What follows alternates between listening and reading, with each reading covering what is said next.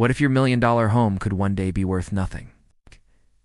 In land-scarce Singapore, 99-year leasehold properties, whether HDB flats or private condominiums, are a common way for citizens to own a home.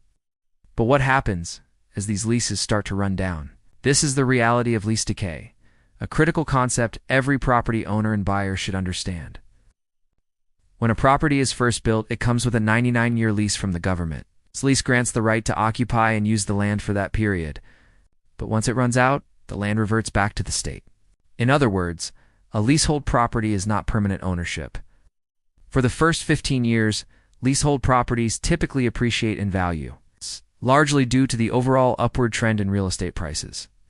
But as the lease ages, especially past 30 years, things start to change. As the property gets older, banks become more cautious. Financing becomes harder to secure. Loan tenures shrink. Buyers become more selective. This is because the remaining lease affects not just property value, but also eligibility for CPF usage and mortgage limits. More importantly, lease decay kicks in, and the value of the property declines. With each passing year, the value of a leasehold property silently evaporates. In short, it follows the Bala Curve. The Bala Curve is a model that illustrates how leasehold property values depreciate over time. In the early years, value may remain steady or even rise. But once the lease dips below certain thresholds, typically around 60, 40, and 30 years, value starts to drop faster and financing restrictions increase.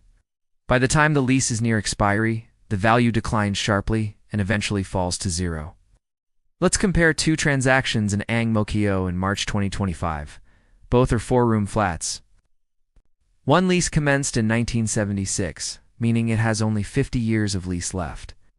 It sold for $560,000. The other lease started in 2018, with 92 years of lease left. That unit sold for $1,079,000. Why do you think there is a difference in transaction price? Now compare to 4-room flats in Bedok in March 2025. One lease commenced in 1977, so it has 48 years of lease left. It sold for $610,000. The other lease started in 2010, which means it has 84 years of lease remaining. That unit sold for $930,000. Why do you think there is a difference in transaction price? Let's look at another example.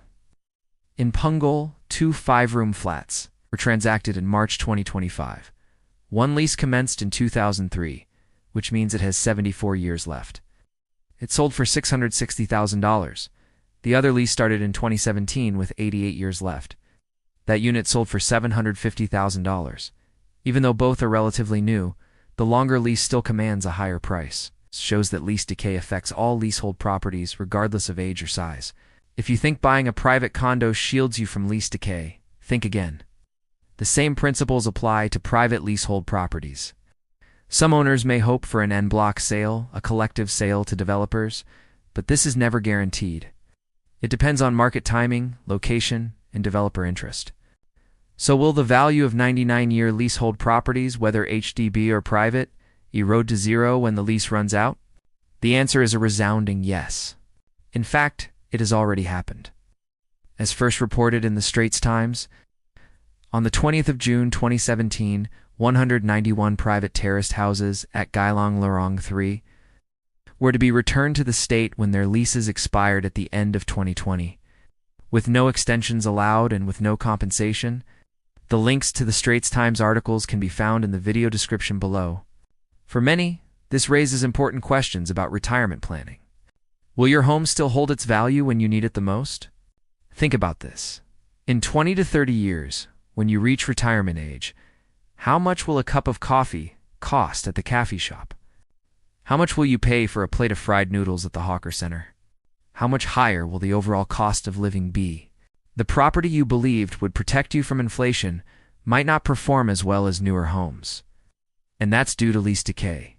Imagine you are 65 years old and ready to retire. You decide to sell your HDB to right size. By then, your HDB is worth $500,000. You right size to another unit costing $300,000. That leaves you with $200,000 for retirement. Let's say you and your spouse need a very conservative $1,500 per month to survive. Forget about holidays. The $200,000 will only last you 11 years. So what do? Depend on your children? And if you have only one child, who has two or more children of their own? Education costs are always increasing. Your child, now a parent, may want to spend on enrichment classes and tuition. Moreover, in your old age, you may have medical bills. How long can $200,000 really last? Here's a family we helped recently in 2023. Let's call them the M&S family. They owned a 5-room HDB at Compassvale Crescent. It was comfortable in size. It wasn't really about upgrading for more space. Rather, they had the intention to future-proof their retirement through property. When they came to us, they were deciding whether to buy one big unit or split into 2 properties, one under each name. After careful calculation, we advised them to go for 2 separate properties because they had the capability to do so. We sold their 5-room flat at Compassvale for $772,000 in November 2023. In December 2023, just 1 month later, we secured a 4-bedder at Rivervale Crest for $1.4 million for their own stay. We told them to secure this first. Own stay needs always come before investment. This is their family home. We made sure they had a comfortable place to live before moving to the next phase. 9 months later, in September 2024, we secured their investment property. A 2-bedder at the Brownstone in Canberra at $1.135 million. We helped the wife to rent out the 2-bedder at the Brownstone for rental income. Both husband and wife were 37 years old. By splitting the properties, they decreased their cash flow significantly. For Rivervale Crest, bought at $1.4 million. The monthly installment is $4,149. The husband can use $1,380 from his CPFOA to offset the monthly loan. So his cash outflow is only about $2,800 per month. As the Brownstone can fetch rental of about $3,500, the monthly installment is about $3,360. The rental income alone more than covers the loan, leaving excess money inflow monthly. Not to mention, if the wife is working, she can use CPFO to offset the monthly installment. This will leave with her an even bigger monthly cash inflow, which can be used to offset the monthly installment for Rivervale Crest. Through this entire structure, they now own a total property portfolio worth $2.53 million. We increased their real estate asset value from $772,000 to $2.53 million in just 10 months. Technically, they could have bought one big 4-bedder at $2.5 million in the RCR region. But by doing the 2-property route, their cash flow is far healthier. The only cash outflow is for Rivervale Crest, because Brownstone is self-sustaining through rental. Monthly outflow is at maximum just $2,800 after CPF. That's a strong position, to own $2.53 million worth of property with just maximum $2,800 per month. This is the power of structuring. It's not just buying bigger, but buying smarter. Before lease decay sets in, we will advise this family to sell them and swap to other properties that are still increasing in value. Even if they hold both properties until retirement in 28 years, their portfolio may still be worth $2 million. If they then right-size to a property worth $350,000, they'll have $1.65 million for retirement. Assuming they need $2,000 per month, this can last them 68 years.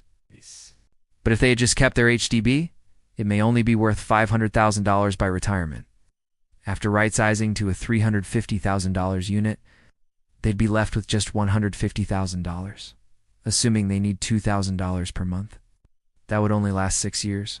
Contact us for creative restructuring of your property portfolio to safeguard your retirement. Let us help you plan smarter, not just bigger.